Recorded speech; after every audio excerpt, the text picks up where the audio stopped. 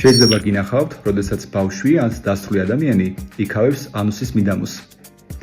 ეს დღის საათებში ნაკლებად ხდება, უფრო ხშირია ღამით და ბევრმა არ იცის, რომ ძილის დროს უნებლიეთ იქავებს პერიანალურ მიდამოს.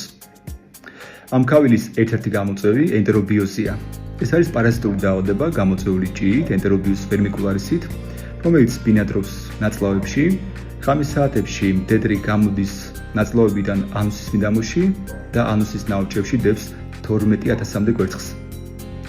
თავისთავად ამას ვერ მოყვება ქავილი, როცა ადამიანი ამას იქავებს, თითებზე, მათ შორის ფრჩხილების ქვეშ, ასევე საცვალზე, ზეწარზე ეს კვერცხები აღმოჩნდება. და იქ შეიძლება იყოს 2-დან 3 კვირამდე ან უფრო მეტხანსაც კი. ამის შემდეგ რა მოხდება? ბუნებრივია, ინფიცირებული ადამიანი ხელს ვერ მოკიდებს ყველაფერს, მათ შორის ტელეფონსაც, ტელევიზორის გადამფრთოვსაც, კარის სახელურსაც, ან მასივის სახელურს. მოკეთებ ვთქვათ, მე იგივეს მოკიდებს ოჯახის სხვა წევრებიც და ასე გავრცელდება ის ოჯახის ყველა წევრზე. ენიშნავს გავს რაღაცას, ყოველთვის შეამოწმე ენტერობიოზს. გავზერეს რჩევას ხვებსაც.